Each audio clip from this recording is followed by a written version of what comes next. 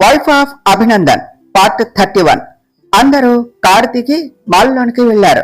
ప్రీతి selection విషయంలో అస్సలు మొహమాట పడకు, కాస్ట్ ఎంతైనా పర్వాలేదు, తీసుకో, సరేనా అన్నాడు అభయ్.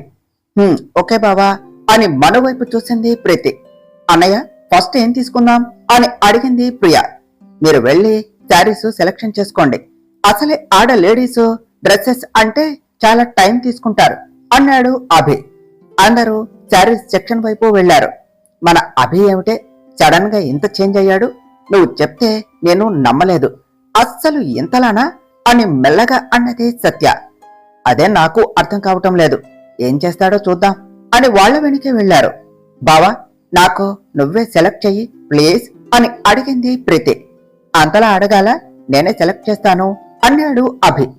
థ్యాంక్స్ బావా. బావా 1 సెకండ్ అని కాల్ లిఫ్ట్ చేసి, హా లీసా, నేను సెకండ్ ఫ్లోరు శారీస్ సెక్షన్ వైపు ఉన్నాము, రా అని చెప్పింది ప్రీతి.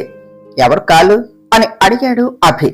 నా ఫ్రెండ్ లీసా బావా, తనని రమ్మన్నాను, అదే వచ్చింది అని చెప్పింది ప్రీతి. ఓకే అని శారీస్ చూస్తూ ఉన్నాడు. అభి ఒక శారీ తీసి, ఇది ఎలా ఉంది అని అడిగాడు.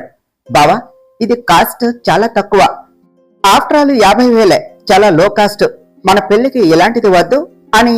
హే, ఇంతకంటే హై కాస్ట్ లో లేవా అని అడిగింది ప్రీతి. హా మేడం అని చూపించాడు సేల్స్ పర్సన్. ప్రీతి అన్న దానికి కోపం వచ్చి, చూడు ప్రీతి, పెళ్లికి కావలసింది మనకు నచ్చింది తీసుకోవాలి, కానీ ఇలా కాస్ట్ బ్యారేజ్ వేయకూడదు అన్నది ప్రియా. అవన్నీ నాకు తెలుసు, నీకు నచ్చినవి నువ్వు తీసుకో, నాకేం చెప్పకో అని శారీస్ చూస్తూ ఉన్నది ప్రీతి. ప్రియా, నువ్వు కూడా సెలక్షన్ చేసుకుందువు పద అన్నదే మనం. బావా, తన శారీ తనే చూసుకుంటుందిగా, మనం వెళ్ళి మన డ్రెస్సెస్ చూసుకుందాం పదా అని అభిని తీసుకుని వెళ్ళాడు సంతోష్. హాయ్ ప్రీతి అంటూ అక్కడికి వచ్చింది లీసా.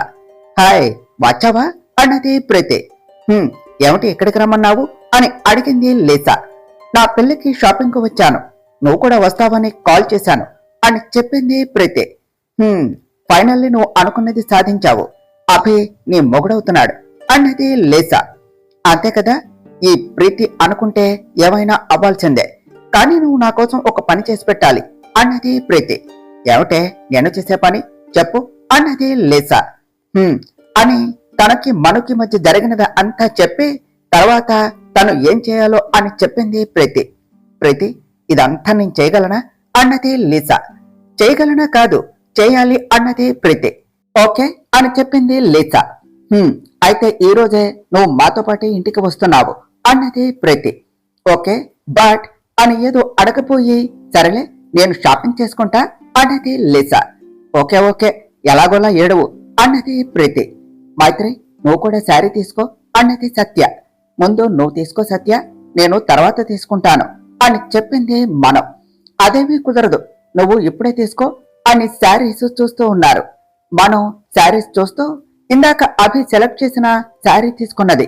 అలా అందరూ షాపింగ్ కంప్లీట్ చేసుకుని జ్యువెలరీ సెక్షన్ కు వెళ్లారు. వాళ్లకు కావలసిన ఆర్నమెంట్స్ తీసుకుంటూ అలా ఆఫ్టర్నూన్ వరకు షాపింగ్ మాల్ మొత్తం తిరిగారు. అన్నయ్య, ఐఎమ్ డన్, నేను ఇంకా అలసిపోయాను అన్నది Priya. Okay Priya, ice cream తింటావా అని అడిగాడు అభి. ఆ మాటకు మనో హ్యాపీగా ఫీల్ అయ్యింది. ఓయ్, నేను అడిగింది ప్రియాని, నిన్ను కాదు అన్నాడు అభి. మను సీరియస్ గా చూసి ఏడుపు ముఖం పెట్టింది. ఓకే ఓకే, ఏడవకు, పద ఇప్పిస్తా అన్నాడు అభి. మైత్రి, నీకు ఐస్ క్రీమ్ అంటే ఇష్టమా అని అడిగింది ప్రియా.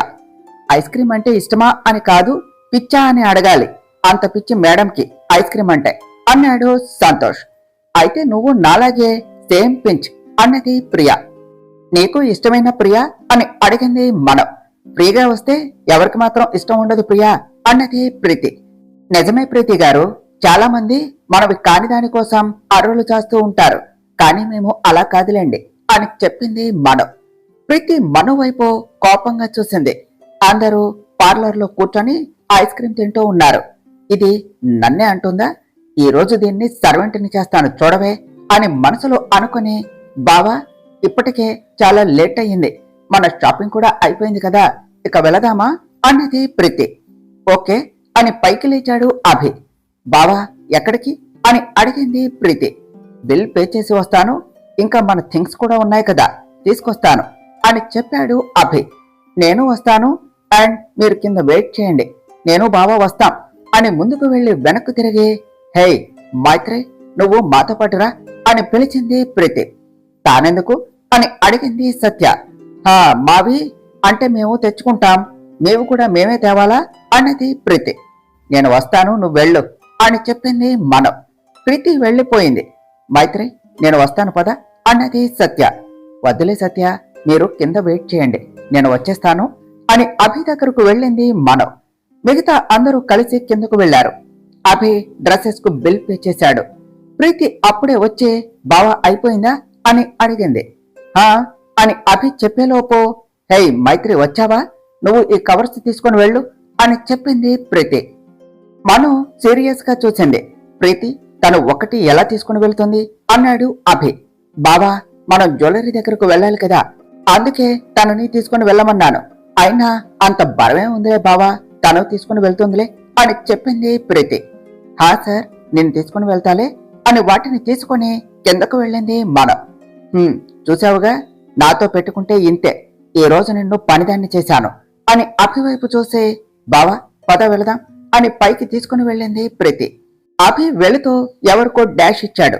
సారీ మిస్టర్ అని తల పైకెత్తి చూసి, hey Vishal, how are you man, మనం ఎప్పుడు కలిసినా ఇలా యాక్సిడెంటల్ గానే కలుస్తాం అనుకుంటా అన్నాడు అభి. హాయ్ అభి, మీరు అన్నది నిజమే అనుకుంటా, ఇంకేమిటి అభి సంగతులు, చాలా రోజుల తర్వాత కలుసుకున్నాము అన్నాడు విశాల్. బావా, తను ఎవరు అని అడిగింది ప్రీతి. ప్రీతి, తను విశాల్ డాక్టర్. ఇంకా అని విశాల్ వైపు తిరిగి, విశాల్ తను ప్రీతి అని పరిచయం చేశాడు అభి. హాయ్ ప్రీతి అని విష్ చేశాడు విశాల్.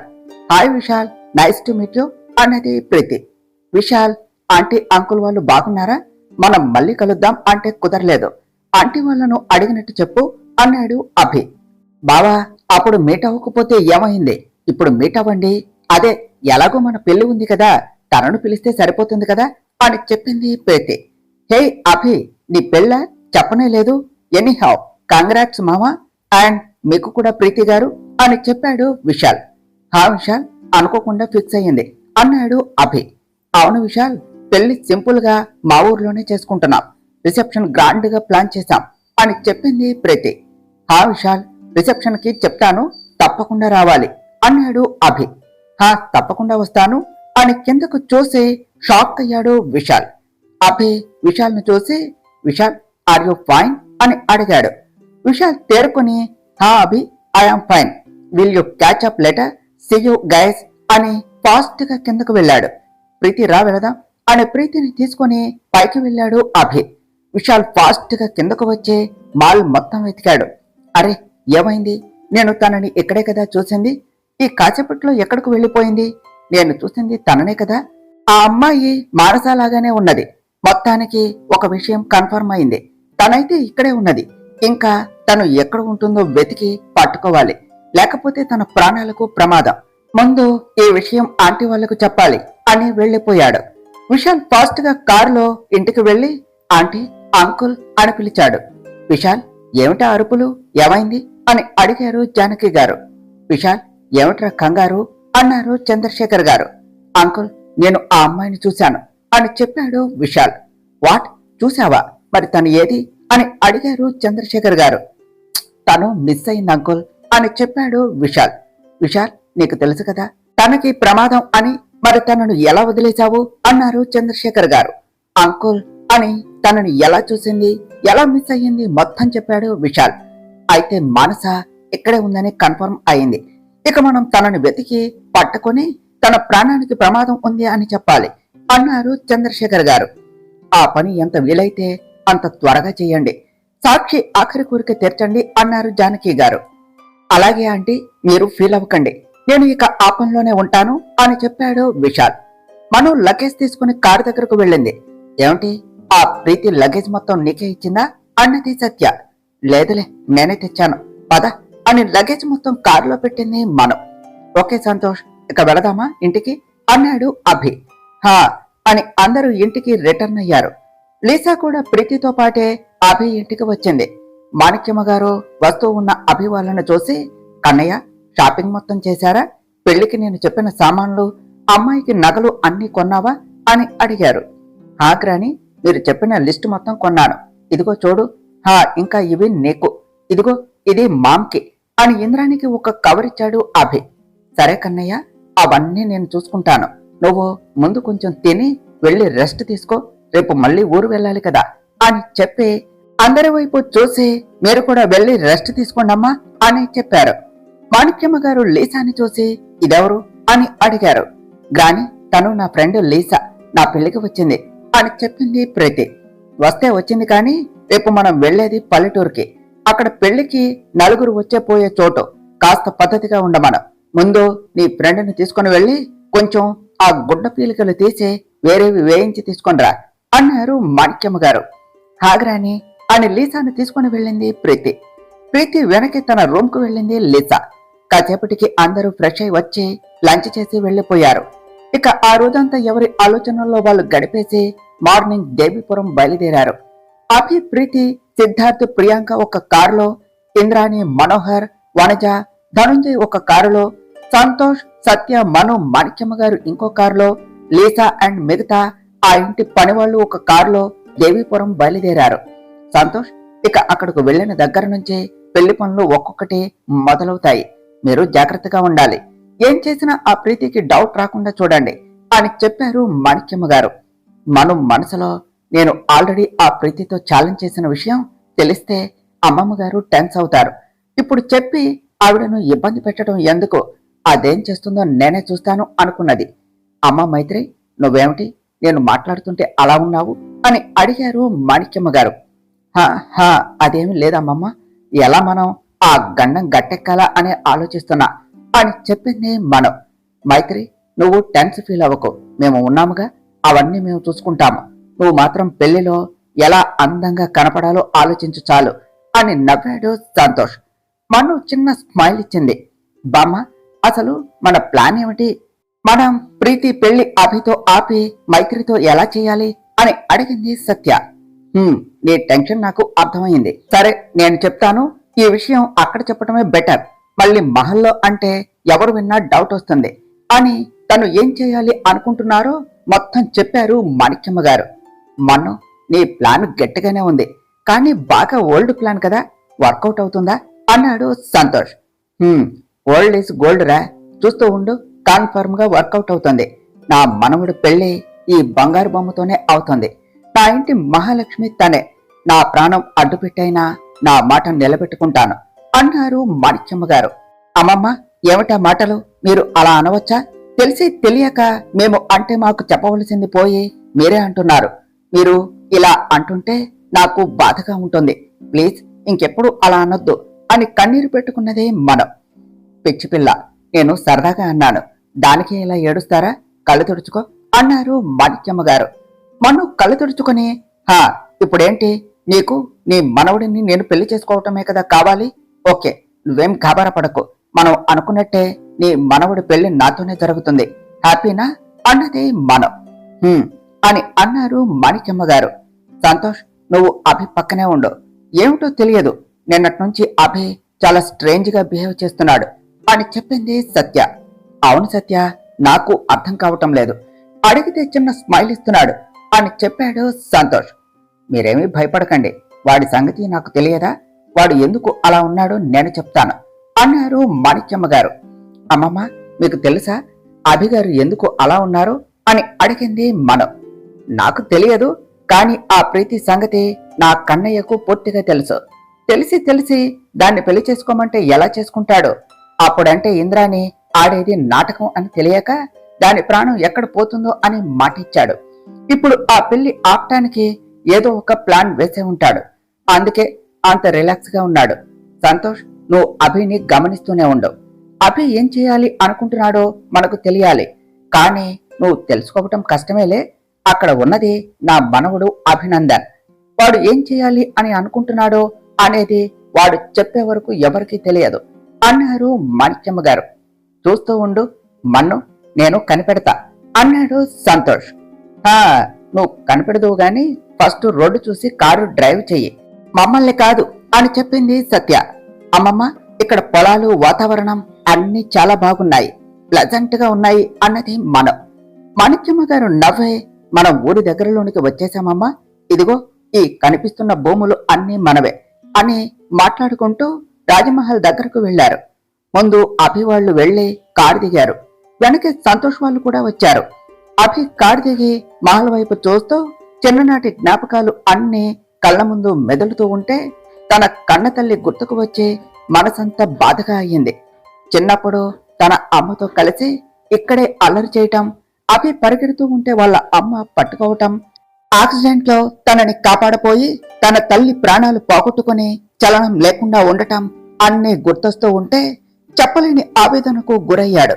తన తల్లితో అల్లరి చేసిన చోట మళ్ళీ తను లేకుండా ఒంటరిగా గడపటం ఇష్టం లేక అసలు అభి మహల్కు రావటమే మానేశాడు. అలాంటిది మళ్ళీ ఇన్నాళ్లకు ఇదే మొదటిసారి రావటం. అప్పటికి ఇప్పటికీ ఏమీ మారలేదు. నా చిన్నప్పటిలానే ఉన్నది అని అనుకుంటూ మొత్తం చూస్తూ ఉన్నాడు. వావ్ బావా, ఈ మహల్ చాలా బాగున్నది.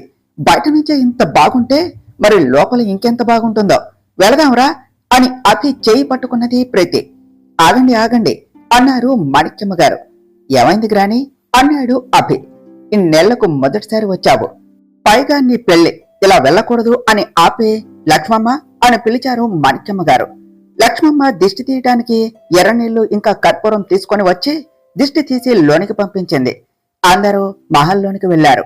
మహల్ని చూసిన వాళ్ళందరూ ఆశ్చర్యముగా చూస్తూనే ఉన్నారు. ప్రీతి అయితే లోపల కొయ్య డాన్సులే వేస్తూ ఉన్నది. ఇంకొన్ని రోజుల్లో ఈ ఆస్తంతా కూడా నాకే దక్కుతుంది అని అనుకుంటూ సంబరపడుతున్నది. పేరుకి రాజమహల్ అయినా ఇప్పటి ట్రెండ్కు తగ్గట్టు క్లాసీగా ఉన్నది. లక్ష్మమ్మ అందరికీ వాళ్ళ వాళ్ళ గదులు చూపించు అని చెప్పారు మాణిక్యమ్మ గారు.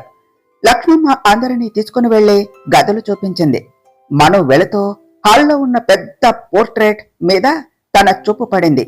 ఆ ఫోటోని చూసి మాణిక్యమ్మ గారి దగ్గరకు వెళ్లి, అమ్మమ్మ, ఆ ఫోటోలో ఉన్నది ఎవరు అని అడిగింది. మాణిక్యమ్మ గారు ఆ ఫోటోని చూసి బాధతో ఆ ఫోటో తడముతూ కన్నీళ్లు తుడుచుకున్నారు. అయ్యో అమ్మమ్మ, అడగకూడని ప్రశ్న అడిగానా? సారీ అమ్మమ్మ, ఇంకెప్పుడు అడగను, మీరు బాధపడకండి అన్నదే మనం. లేదమ్మా, నువ్వు సరిగ్గానే అడిగావు, నీకు అంతా చెప్పాలి. ఇప్పుడే చెప్తాను. ఇదిగో ఈ ఫోటోలో ఉన్నది నా ఇంటి మహాలక్ష్మి, అభి కన్నతల్లి రాణి అపర్ణాదేవి అని చెప్పారు మాణిక్యమ్మ గారు. ఈవిడే అభిగారి కన్నతల్ల అని ఫోటో వైపు చూస్తూ ఉన్నదే మనం. నవ్వుతూ ఉన్న ఆ ఫోటోని చూస్తూ ఉంటే ఆమె నిజంగానే మహాలక్ష్మిలాగా ఉన్నది. అడిగిన వాళ్ళకి లేదు అనకుండా పెట్టే అన్నపూర్ణ నా కోడలు.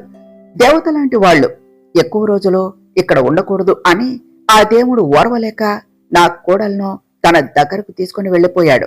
నా కన్నయ్యను తల్లి లేనివాడిని చేశాడు. సంతోషంగా ఊరు వెళ్తున్న అపర్ణ అభిల కారుకి యాక్సిడెంట్ అయ్యింది. ఆ యాక్సిడెంట్ లో మా ఇంటి వెలుగు ఆరిపోయింది. అంతే, అప్పటి వరకు ఏడవటం తెలియని నా మనవడు తల్లి లేనివాడయ్యాడు. ఇక అప్పటి నుంచి మా మధ్య ఉన్నా ఎక్కడో ఉండేవాడు. తనకు తల్లి లేని లోటు తీర్చాలి అని మనోహర్ ఇంద్రాణిని రెండో పెళ్లి చేసుకున్నాడు. తను మనోహర్ భార్య. నా ఇంటి కోడలు అవగలిగిందే కాని నా కన్నయ్యకు తల్లి కాలేకపోయింది. అయినా కూడా వాడు ఏనాడు తనని తక్కువగా చూడలేదు. అమ్మ స్థానంలోనే చూసుకున్నాడు. సిద్ధార్థ్ ప్రియాంకలకు అన్నలాగా ప్రేమను పంచాడు. నా కన్నయ్య తన బాధలన్నీ తనలోనే దిగమింగి పైకి నవ్వుతూ మాకు సంతోషాన్ని పంచాడమ్మా. కాని తన తల్లి లేని చోటుకు నేను రాలేను అని అప్పటి నుంచి ఇక్కడకు రాలేదు. మళ్ళీ ఇప్పుడే వచ్చాడు. ఇప్పుడు నా కన్నయ్యను సంతోషంగా చూసుకునే బాధ్యత కూడా నీదేనమ్మా. నా కన్నయ్యకు తల్లి ప్రేమను పంచి భార్యగా తన పక్కనే ఉండమ్మా అని చెప్పారు మాణిక్యమ్మ గారు. మీరు అలా చెప్పాలా అమ్మమ్మ? నాకు అభిగారంటే ప్రాణం.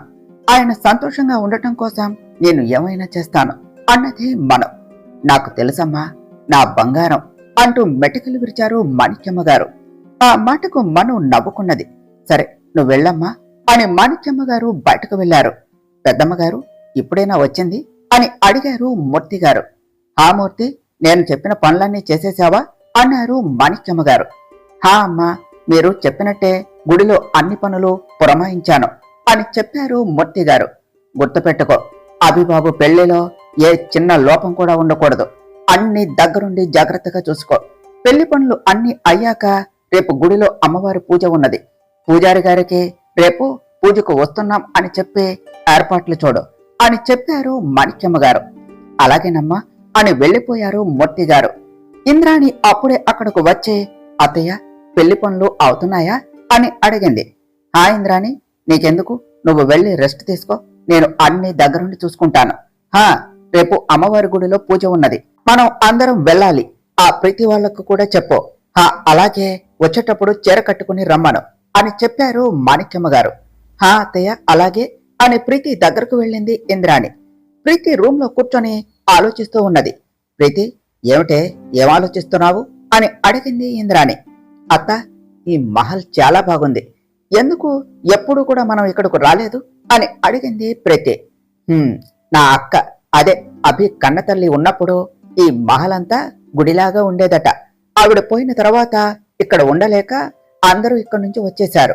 అభికి ఇక్కడికి రావటం ఇష్టం లేక ఇప్పటి వరకు ఎప్పుడూ రాలేదు. మా అత్త అప్పుడప్పుడు వచ్చి ఇక్కడ విషయాలు చూసుకుంటుంది అని చెప్పింది ఇంద్రాణి. అత్త, చూడకపోతే ఇక్కడ కూడా ఆస్తి చాలానే ఉన్నట్టున్నది అన్నది ప్రీతి. ఆ ప్రీతి, ఈ చుట్టుపక్కల పొలాలు భూములు చాలా వరకు మనవే. రేపు నీకు అభికి పెళ్ళైతే ఇంకా నీకే అని చెప్పింది ఇంద్రాణి. ఈ ఆస్తి చూస్తుంటే ఇప్పుడే బావని పెళ్లి చేసుకోవాలి అని ఉంది అన్నది ప్రీతి. ఒక 4 రోజులు ఓపిక పట్టు, అప్పుడు అభి ఇంకా ఈ ఆస్తి రెండు నీకు దక్కుతాయి అని చెప్పింది ఇంద్రాణి. హా అత్త, అలా కాకుండా చెయ్యాలి అని ఎవరు చూసినా వాళ్ళని ప్రాణాలతో వదిలిపెట్టాను అని మనుని తలుచుకుంటూ చెప్పింది ప్రీతి. సరే, అవన్నీ తర్వాత, రేపు గుడిలో పూజ ఉన్నదంట, మనం రేపు వెళ్ళాలి. హా, అలాగే రేపు శారీ కట్టుకో అన్నది ఇంద్రాణి. అత్త, ఇప్పుడు శారీ ఎందుకు, అయినా క్యారీ చేయలేను, నా వల్ల కాదు.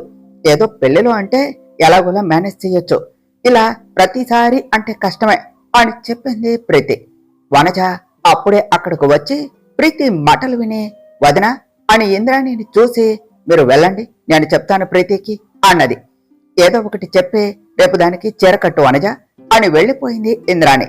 ప్రీతి అని వనజ చెప్పబోతూ ఉంటే, మా నువ్వేమీ చెప్పొద్దు, నా వల్ల కాదు అన్నది ప్రీతి. చూడు ప్రీతి, కొన్ని కావాలంటే కొన్ని భరించక తప్పదు. నీకు ఈ ఆస్తి ఇంకా అభి కావాలి అంటే ఈ మాత్రం కూడా చేయలేవా? పెళ్లి అయ్యే వరకు నువ్వు ఆ మాణిక్యమ్మ చెప్పినట్లే విను, కాదు అంటే మళ్ళీ అభి ఒప్పుకోడు అని చెప్పింది వనజ. ఎందుకు మామ్, ఇప్పుడు బావ నాకు ఫేవర్ గా ఉన్నాడు, అసలు నాతో ఇంతకు ముందులా కాకుండా నార్మల్ గా మాట్లాడుతున్నాడు, మరి ఇంకెందుకు, మనం అది చెప్పినట్టు వినాలి అన్నది ప్రీతి. అవన్నీ తర్వాత, ముందు ఈ 4 రోజులు మేము చెప్పినట్టు చెయ్యి. ఏ మాత్రం తేడా జరిగినా ఇన్నేళ్ల మా కళ నాశనం అవుతుంది. నీ పెళ్లి తర్వాత నువ్వు ఎలా ఊరేగినా ఎవరు ఏమీ అనరు, అప్పటి వరకు తట్టుకో అని చెప్పి వెళ్లిపోయింది వనజ. మామ్ కూడా ఇంతే, ఏం చేస్తాం, రేపు ఆ చీరేదో కట్టుకుంటే పోతుంది అని బయటకు వచ్చి మహల్ని చూసి, అబ్బా ఈ మహల్ ఎంత బాగున్నది, నాకు పెళ్ళైతే ఈ మహల్ కు నేనే మహారాణి అని అనుకుంటూ మహల్ మొత్తం చూస్తూ ఉన్నది ప్రీతి. హే ప్రీతి, ఏం చేస్తున్నావు ఇక్కడ అంటూ వచ్చింది లీసా. ప్రీతి కోపంగా లీసాని చూస్తూ, హే, నీకు నేను ఏం చెప్పి తీసుకుని వచ్చాను, నువ్వేం చేస్తున్నావు అని అడిగింది. ఏం చెప్పావు, ఎవ్రీ సెకండ్ ఆ మైత్రిని అబ్జర్వ్ చేసి వాళ్ళు ఏం చేస్తున్నారో అప్ టు డేట్ గా చెప్పమన్నావు, నేను అందుకనే కదా ఇక్కడికి వచ్చింది అన్నది లీసా. మరి దాని చుట్టూ తిరగకుండా నా దగ్గరకు ఎందుకు వచ్చావు అని అడిగింది ప్రీతి. అప్ప ప్రీతి, ఇప్పటి వరకు దాన్నే చూస్తూ ఉన్నాను, ఇప్పుడే అది రూమ్ లోనికి వెళ్ళింది, నేను ఆ రూమ్ లోనికి ఎలా వెళ్తాను చెప్పు, అందుకనే వచ్చేశాను. అయినా ప్రీతి, నువ్వు అన్నట్టు అదేమీ చేయటం లేదు, చాలా నార్మల్ గానే ఉన్నది, ఒకవేళ అది నిన్ను బెదిరించడానికి అందేమో అని చెప్పింది లీసా. లేదు లీసా, అది అన్న మాటలు ఇంకా చెవుల్లోనే ఉన్నాయి, అది చెప్పేటప్పుడు చూసిన ఆ చూపు నేను ఇంకా మర్చిపోలేదు. శివంగిలా చూసింది, నా కళ్ళల్లోనికి తీక్షణంగా చూస్తూ చెప్పింది. అది చెప్పేటప్పుడు దాని గొంతులో భయం వినపడలేదు, నేను చేయగలను అనే ధైర్యం కనపడింది. దాన్ని తక్కువ ఛాన్స్ తీసుకోకూడదు, పోనీ దాన్ని లేపేద్దాం అంటే పెళ్లిలో కష్టం, అందుకనే నిన్ను రమ్మని చెప్పింది. నువ్వు ఇంకా ఆ సోదాపి చెప్పిన పని మీద ఉండు, లేకపోతే నా చేతిలో నువ్వు చస్తావు అన్నది ప్రీతి. హా హా ప్రీతి అని వెళ్లిపోయింది లీసా. మనం అలా బయటకు వెళదాంరా అని పిలిచింది సత్య. ఎక్కడకు సత్య అని అడిగింది మనం. ఇక్కడికి గార్డెన్ లోనికి రా, సంతోష్ రమ్మన్నాడు అని తీసుకుని వెళ్ళింది సత్య. సంతోష్ గార్డెన్ లో కూర్చొని సత్య వాళ్ళ కోసం వెయిట్ చేస్తూ ఉన్నాడు. సంతోష్ అని పిలిచింది సత్య. సత్య వచ్చారా, మైత్రి కూర్చో అని చైర్ చూపించాడు సంతోష్. ముగ్గురు చైర్లో కూర్చున్నారు. సంతోష్, ఎందుకు రమ్మన్నావు అని అడిగింది సత్య. అది అని చెప్తూ పక్కన చెట్ల చాటు నుండి తొంగి చూస్తూ ఉన్న లీసాని చూసి, ఇదేమిటి మనల్ని నక్కి నక్కి చూస్తుంది అన్నాడు సంతోష్. ఎవరు అని సంతోష్ చూసే వైపు చూసింది సత్య. సత్య స్లోగా, అది మనల్ని ఎందుకో అబ్జర్వ్ చేస్తున్నది. మీరు ఏమీ తెలియనట్టుగా నార్మల్ గా బిహేవ్ చేయండి అని చెప్పాడు సంతోష్. మను సత్య క్యాజువల్ గా చూస్తూ ఉన్నట్టు లీసా వైపు చూశారు. అవును సంతోష్, అదెందుకు మనల్ని చూస్తుంది అని అడిగింది సత్య. అయితే నేను ఏం చేస్తున్నానో తెలుసుకోవాలి అని దాన్ని తోకని తీసుకుని వచ్చిందా? చెప్తా దీని పని, వీళ్ళకి డౌట్ వచ్చేలా ఉన్నది, మేనేజ్ చేయాలి అని మనసులో అనుకుని, అది దాని చెత్త పని, ఏముంది ఎప్పుడు ఎవరు ఏం చేస్తున్నారు, దాన్ని ఎలా చెడగొట్టాలి అని చూస్తారు, అందుకే అలా చూస్తూ ఉంది అనుకుంటా అని చెప్పింది మనం. లేదు మైత్రి, మేబీ మన మీద ఆ ప్రీతికి డౌట్ వచ్చిందా అన్నాడు సంతోష్. లీసాకి వాళ్ళ మాటలు వినిపించక వంగి వంగి ముందుకు వస్తూ ఉన్నది. అదిగో చూడు ఎలా వస్తుందో, కన్ఫర్మ్ గా దానికి డౌట్ వచ్చిందేమో, ఇప్పుడు ఏం చేయాలి అన్నాడు సంతోష్. అన్నయ్య, నువ్వు టెన్స్ అవ్వకు, దానికి డౌట్ వచ్చినా అదేమీ చేయలేదు, ఏం చేయాలో నాకు తెలుసు, దాని సంగతి నేను చూసుకుంటాను, నువ్వు టెన్స్ అవ్వకు అని చెప్పింది మనం. సరే మైత్రి, ఇక నుంచి మనం ఇంకా కేర్ఫుల్ గా ఉండాలి, మనం తర్వాత మాట్లాడుకుందాం, మీరు జాగ్రత్త అని వెళ్ళిపోయాడు సంతోష్. మనం ఇంత సడన్ గా అది మనల్ని ఎందుకు అబ్జర్వ్ చేస్తుంది అని అడిగింది సత్య. ఒసై, మెల్లిగా అది వస్తుంది, వింటుందేమో అన్నదే మనం. సోదాపి ఆన్సర్ చెయ్యి అన్నది సత్య. ఇది మరీ బాగుంది, అదెందుకు వస్తుందో నాకు మాత్రం ఎలా తెలుస్తుంది, వెళ్ళి దాన్నే అడుగు, అయినా దానికి కరెక్ట్ పనిష్మెంట్ నేను ఇస్తాను కదా, పద అని టాపిక్ డైవర్ట్ చేసి తీసుకుని వెళ్ళింది మనం. ఏం చేస్తుందో ఏమిటో అని అనుకుంటూ మనం వెనక వెళ్ళింది సత్య. అదేమో ఇది ఏం చేస్తుందో తెలుసుకొని చెప్పు అని అంటుంది. నేనేమో దాని వెనుక తిరగటం, నాకు వాళ్ళు మాట్లాడే మాటలు కూడా సరిగ్గా వినపట్టం లేదు. ఇదే చెప్తే అది నన్ను చంపినా చంపేస్తుంది. దీని గురించి ఏదో ఒకటి తెలుసుకునే వరకు ప్రీతి దగ్గరకు వెళ్ళకూడదు, వెళ్తే ఆ సైకో నిజంగానే చంపేస్తుంది. దేవుడా, పోయి ఎలాంటి దాని చేతిలో పడ్డాన్రా అనుకుంటూ మనుని ఫాలో అయ్యింది లీసా. అభి రూమ్ లో ఒంటరిగా కూర్చొని కళ్ళు మూసుకొని వాళ్ళ అమ్మతో గడిపిన రోజులను గుర్తు చేసుకుని బాధపడుతూ ఉన్నాడు. అమ్మా, ఎందుకు నన్ను వదిలేసి ఒంటరివాడిని చేశావు? ఇక్కడ నాకు నచ్చినట్టు ఉండలేక, వాళ్లకు నచ్చింది చేయలేక చచ్చిపోతున్నాను.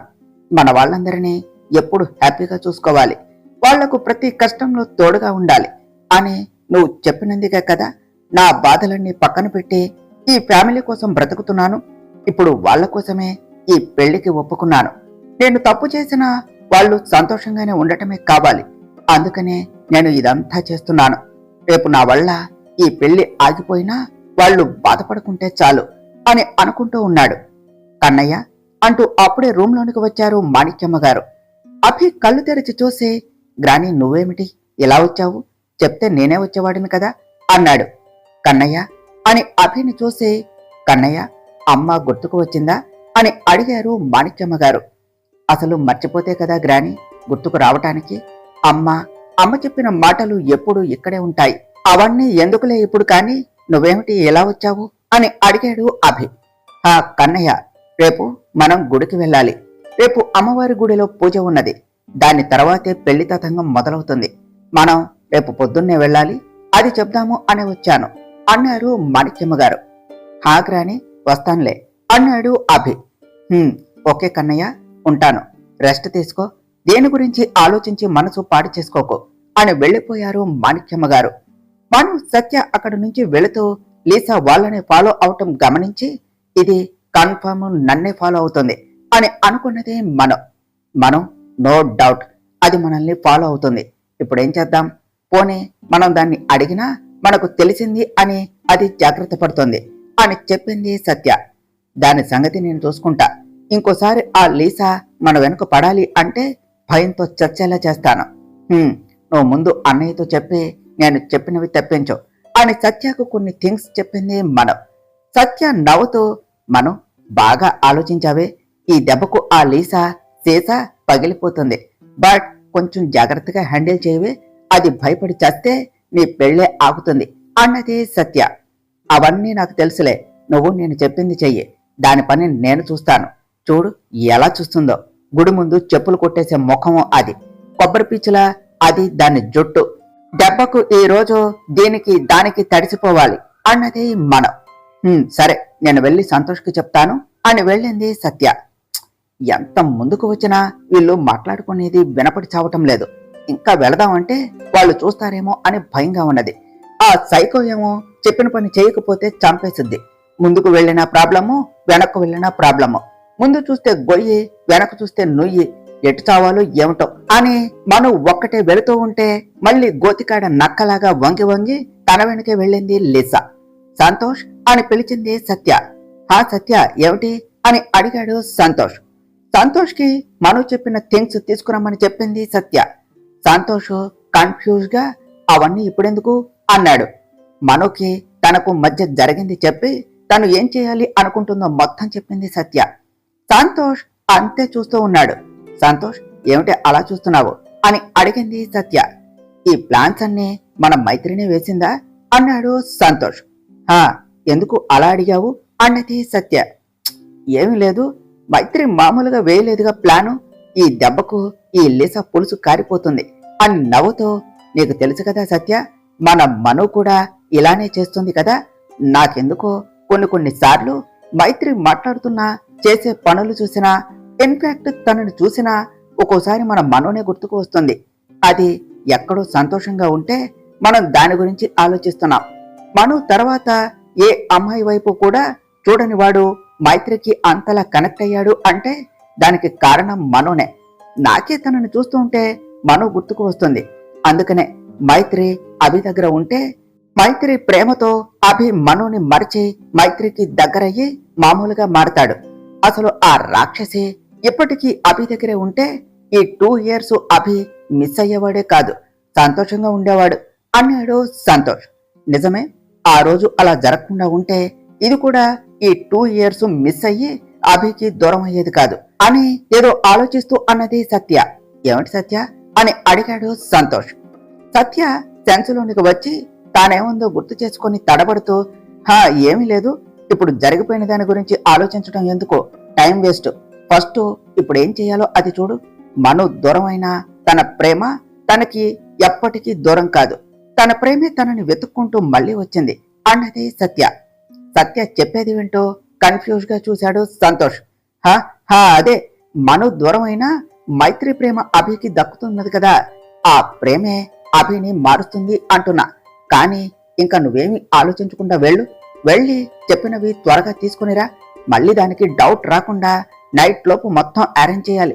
గో ఫాస్ట్ అని చెప్పి వెళ్ళిపోయింది సత్య. సంతోష్ కూడా సత్య చెప్పినవి తీసుకుని రావటానికి వెళ్ళాడు.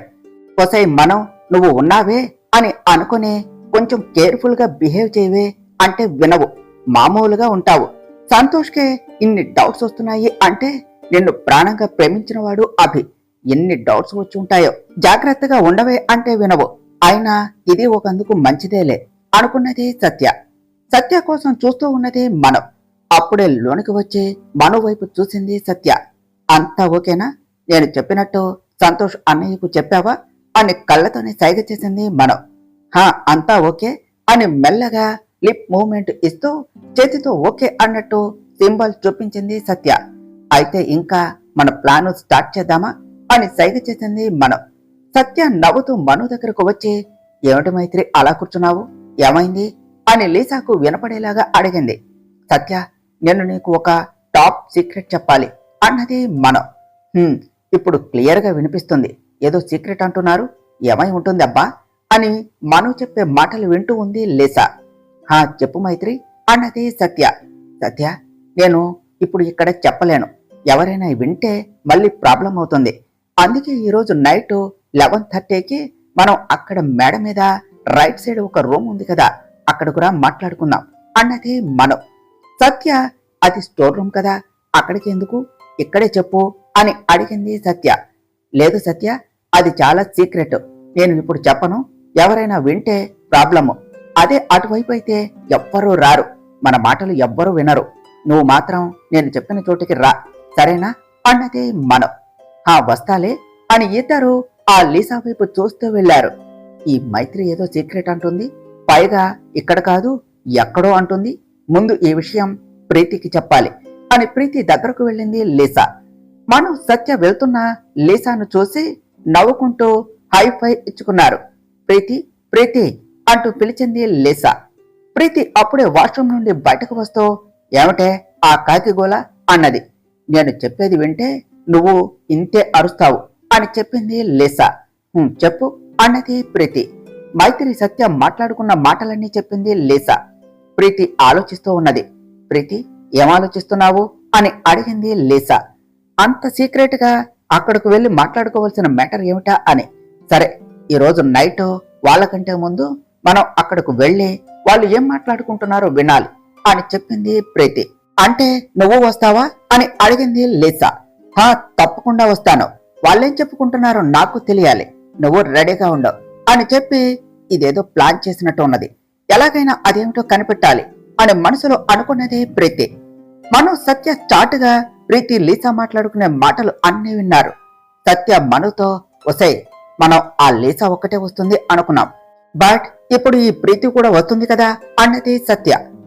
వస్తే రాని, మనం ఆ లీసా ఒకటే వస్తుంది అనుకున్నాము, కానీ దానికదే వస్తా అంటుంది, మనమేం చేస్తాం చెప్పు, అది తవ్వుకునే గోతులో అదే పడుద్ది అని చెప్పింది మనం. అంతేనంటావా అన్నది సత్య. అంతేగా అంతేగా అని నవ్వింది మనం. కాసేపటికి సంతోష్ సత్య వాళ్ళు చెప్పిన థింగ్స్ తీసుకుని వచ్చాడు. మైత్రి ఇదిగో నువ్వు చెప్పినవి అన్ని తీసుకొచ్చాను అన్నాడు. థ్యాంక్స్ అన్నయ్య అని సత్య వైపు చూసి, సత్య నాకు హెల్ప్ చేయవే, ఆ చుప్పనాతి మొహంది ఇప్పుడు నా వెనకే తిరుగుతున్నది, ఇవన్నీ నేను అరేంజ్ చేస్తే వాళ్లకు తెలిసిపోతుంది, నేను దాన్ని డైవర్ట్ చేస్తాను, నువ్వు ఇంకా అన్నయ్య కలిసి అరేంజ్ చేయండి ప్లీజ్ అని అడిగింది మనం. ఓకే మైత్రి నేను చేస్తాలే అని చెప్పింది సత్య. మైత్రి అని వాటిని తీసుకొని స్టోర్ రూమ్ వైపు వెళ్లారు ఇద్దరు. మనం లీసాని డైవర్ట్ చేయటం కోసం కింద వంటగదిలోనికి వెళ్లి అక్కడ వాళ్లకు హెల్ప్ చేస్తూ ఉన్నది.